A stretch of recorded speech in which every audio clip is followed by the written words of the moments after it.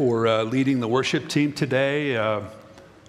And by the way, today is Taylor and Matt's first anniversary.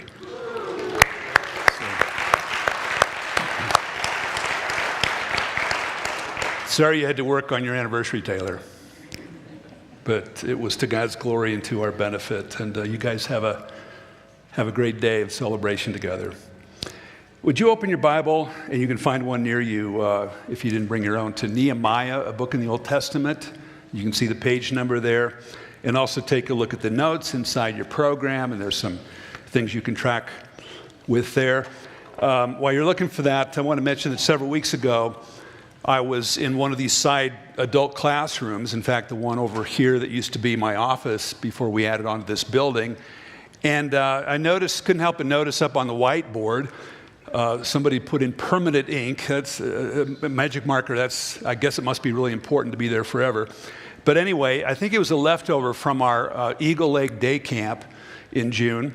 And it seemed to be some advice to the kids, kind of along the lines of what we're talking about this summer, getting mentored, getting some wisdom from others. And so here's what I saw on the whiteboard. 3 things for starters on this list: more fun, listen, and connect. I think that's good advice for our whole church, right? In fact, pay attention to the middle one right now, if you would, all right? Now, also, the list went on to say talk in statements. Now, that's a curious thing.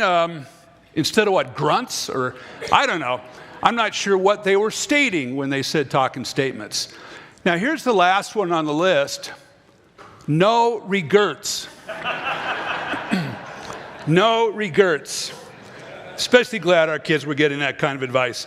By the way, you may know that apparently is a famous tattoo. A lot of you don't know that it's actually my wife's tattoo, but she probably won't show it to you. That's a joke, in case you're wondering.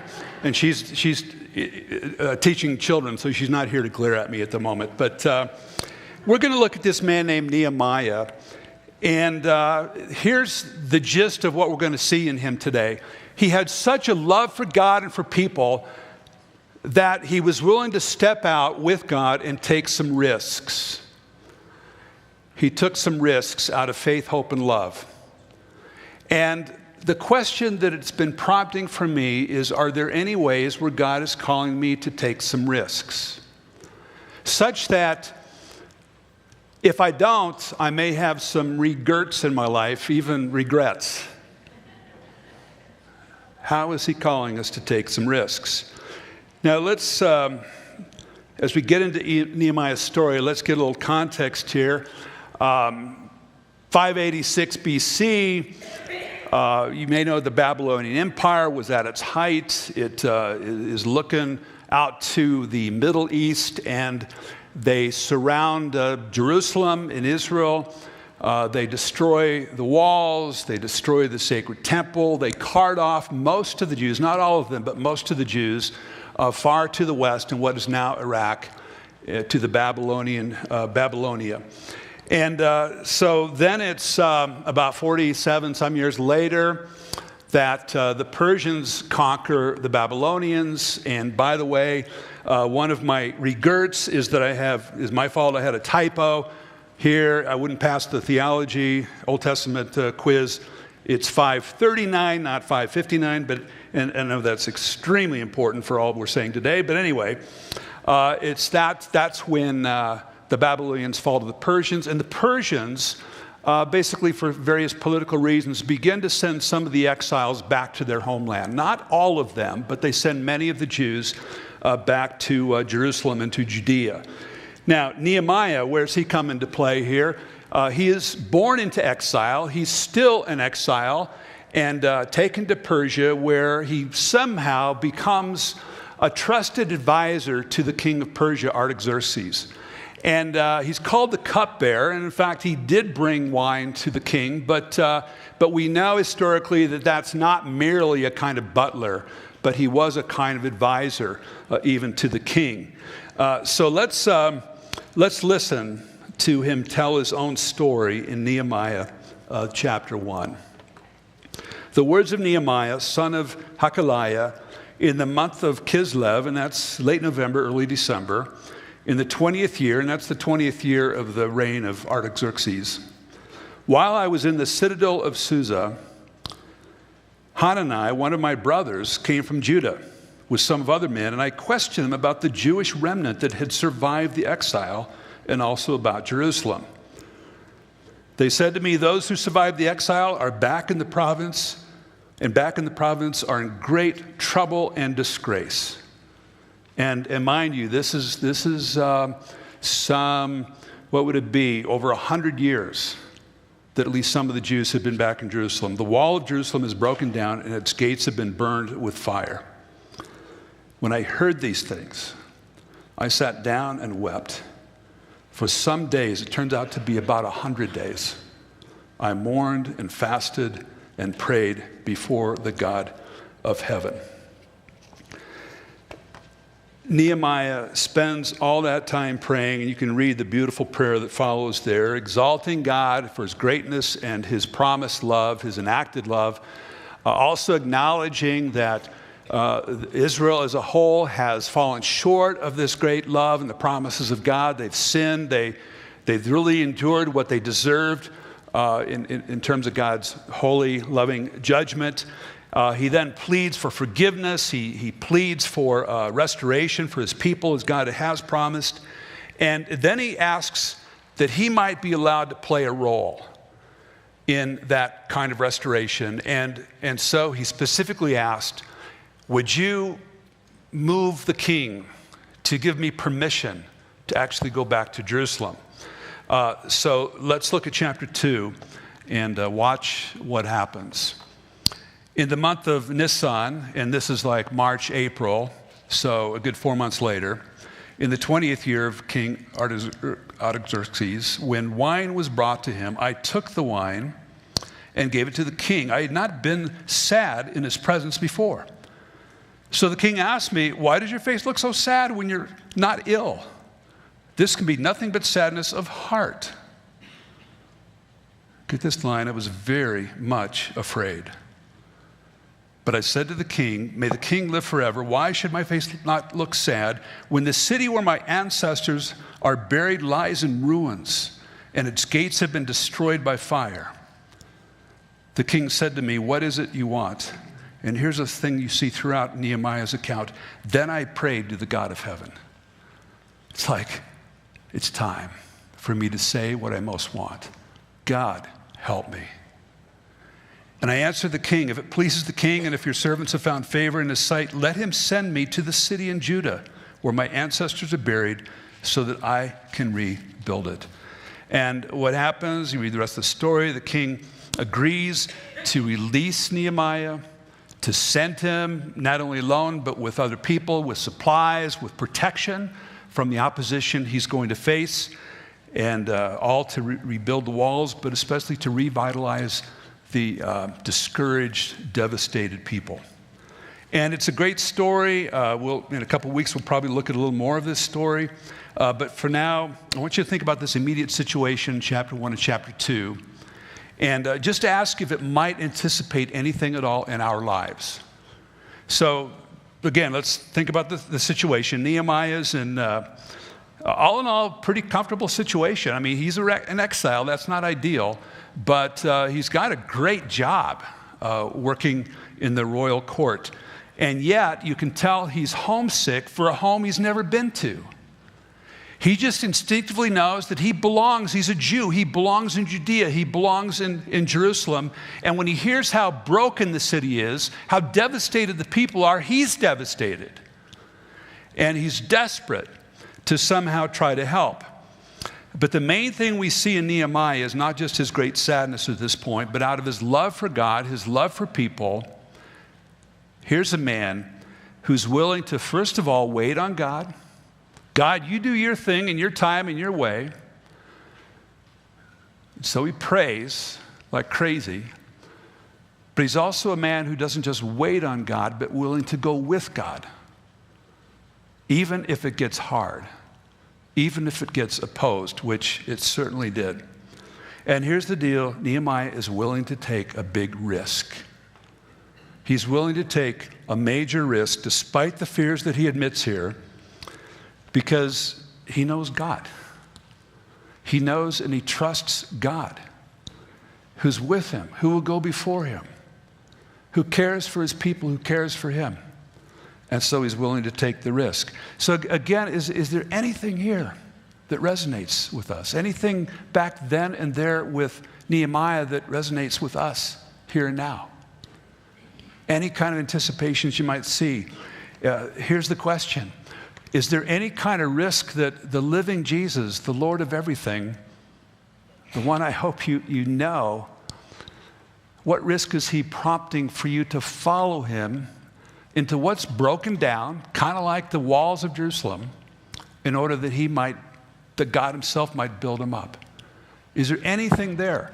I'd like you to pray about that, think about that for just a little bit. And let me give you a few possibilities. It could be that it's fairly similar to Nehemiah himself. And so you're going to people who, in a sense, are exiled. Maybe not literally, but actually there are some that are very close to that. This city is full of refugees, for example. And many of you have been alongside refugees. You're giving them a welcome. You're helping them with practical sorts of needs and so on. It could be immigrants who are trying to adjust to a whole new homeland. A little more general, it could be just anyone who's sort of put on the sidelines. And you have them in your life. And maybe you're one, but even your circumstances would be a bridge toward others who feel that way. In your school students, kids who are bullied. On your job, the people are just a little bit eccentric and tend not to be accepted. Maybe they're looked down upon. Is the risk God's calling you to literally be alongside them with the love, the grace, the truth of Jesus? That's a possibility. Here's another possibility. The risk might be to step into a broken relationship, one where you've been hurt. Maybe you've caused the hurt. And maybe the great risk that would take some courage would be, it's time for me to take a first step towards some kind of reconciliation, toward not excusing what happened on my own part or on the part of the other, but it's time to take the risk of placing this brokenness into the heart of God, into the transaction of the cross, and to let God take the weight of this on my own heart away and step into forgiveness. To ask for it, to give it. Today, that might be what your calling is, to step into a broken relationship. Here's another possibility, and that's to take the risk of facing your own brokenness. 100% of us are broken, but maybe there's something particularly weighty. It might be some great pain you've had to endure, some huge loss, and you can't fix it. It's not going to go away magically by looking to God, and yet the weight of it, the power of it, the control it has on you, it's time to face it, put it in the light of God, and let him begin the process of some healing. It might be grief. It might be anger. It might be a kind of the subtle way you just get distracted all the time by so many things, and you need to put your focus back on the one thing needed, which is God himself. Might be some addiction. It's time to face that. You probably can't do it alone. You get some help, but you face it and say, I'm helpless to overcome what's got a grip on me. And to face it is hard, it's risky, but maybe it's time. And then there's this central possibility. Is it time to take the risk of stepping out and entrusting yourself to this great God who, in a sense, took a huge risk by becoming a human being, becoming one of us that we might belong to him forever. But you've kind of known about this, but you've never actually taken the step of saying, I surrender to you, Jesus Christ. I give as much of myself as I can to as much of you as I now understand. And maybe it's time to take that kind of risk and step out. when I think of Nehemiah and his willingness to leave reasonably comfortable settings in Persia and take on this difficult and strongly opposed task of returning to Jerusalem, where he faced great opposition. Many times when I've read Nehemiah, I think of the German pastor and teacher Dietrich Bonhoeffer. Now, I've talked about him many times. Forgive me if it's too much, but many of you know his story. He grew up in Germany in a very, very secular home, no religious practice whatsoever, really. And somehow, I think it was a mystery to him in a way, but he began to study theology at the University of Berlin. And it was all theory for a long time, but there came a point, to put it in his own terms, where the theory about God became the reality of faith. And this is all in the kind of the early 1930s. And it was at this point that, of course, the Nazis had taken over Germany's government, and they were even managing to control a good part of the state-run church, the Lutheran Church in Germany.